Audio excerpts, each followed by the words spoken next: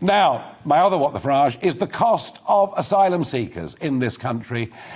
It's been costing us about £1 billion a year to look after and house asylum seekers. But I understand that figure has now gone up a little bit. Well, joining me is Chairman of Migration Watch UK, Alp Mehmet. Alp, good evening and welcome to GB News. Good evening to you, sir. It's a delight to be here. Well, that's kind of you, thank you. So it was costing us £1 billion a year to look after people who, and we say asylum seekers, and some will get granted refugee status, but isn't the truth of it, these are all people who have illegally entered the country? About 60% of those who apply for asylum usually come in some sort of clandestine fashion or irregularly or whatever you care to call it. So, yes, many of those have come in illegally, or what you and I would call illegally, others might describe in another way. It's not just the fact that it's costing 1.4 billion now, Nigel. It's the fact of how quickly this has grown. So that's 40%, a 40% increase. 42%, I'm told, but there we are. 40% increase already in the space of about a year to 18 months. And guess what? If what you've been pointing to for a long time now, those coming across the channel and the huge numbers and the way that's been going up, as that goes up, so will the cost of asylum, because over 90%, something like 97, 98% of them actually apply for asylum. Yeah, and of course it's been windy in the Channel for the last 10 days or so. The last day the sailings happened, 828 crossed the Channel and were taken into the reception centre at Dover. I've no doubt once the calm weather returns we'll get huge numbers. And Afghanistan, of course, Alp, is going to play a very big part in this. I mean, clearly we owe a debt of honour to the people that genuinely helped us whilst we were there over those 20 years in Afghanistan, and not to offer them refuge would, I think, be entirely wrong on any moral level. But I first heard Boris Johnson saying that we would offer that to interpreters. Then I heard a number of 20,000. Then I heard a number of 25,000. And I'm assuming that everyone that crosses the Channel now, without documentation, will say they've come from Afghanistan. How are we going to deal with this? I think we've got to be extremely careful. All those coming over, frankly, will not be genuine asylum seekers. And of course, as we have always done, those who genuinely are asylum seekers, who are needing asylum, refuge because of persecution and the rest of it, yes, of course, we will always help them.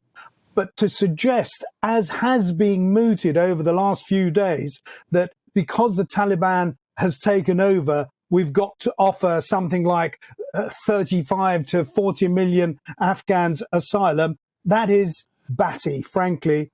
We've got to think of the consequences and the impact on people at this end as well. You cannot simply ignore the fact that it means a great deal of stress for those at this end already, often those in greatest need and those, frankly, who require housing and require medical attention just as much as anyone else. We mustn't forget that. I understand now that one of the people that boarded a flight at Kabul airport and is now in the United Kingdom was actually on a no-fly list because of suspected links to extremism. Yeah, and this, I'm afraid, is going to happen. What we do about that, well, what we do is we're extremely careful in the first place when we are checking these people, when we're looking into their background, and we've got to be extremely circumspect about who we let in. That is an absolute must. Otherwise, the government will be letting down and putting at risk the security of our own people. That is not on.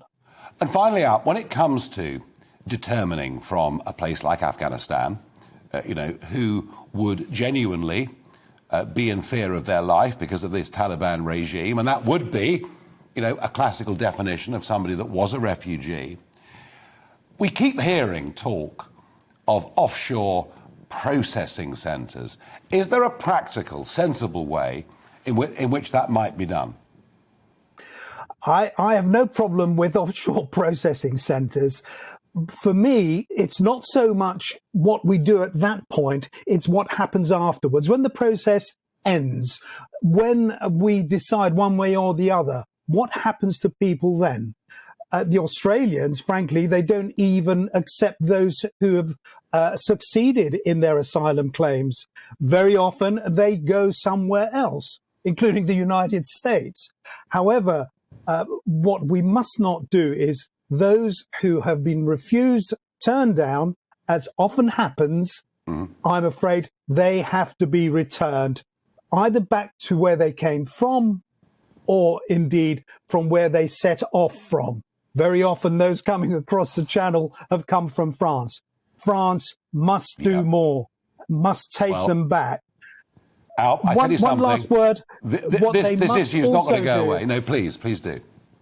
That the French and the EU, frankly, they could do a great deal more to deal with these asylum applicants at the point of entry into the EU or into France. At the moment, they do very little. That's a disgrace. Well, they did take 54 million quid the other week, and no doubt they'd expect some more. Alp, we'll have you back on very, very soon. This issue is going to become a very big one over the course of the next few months. Now, in a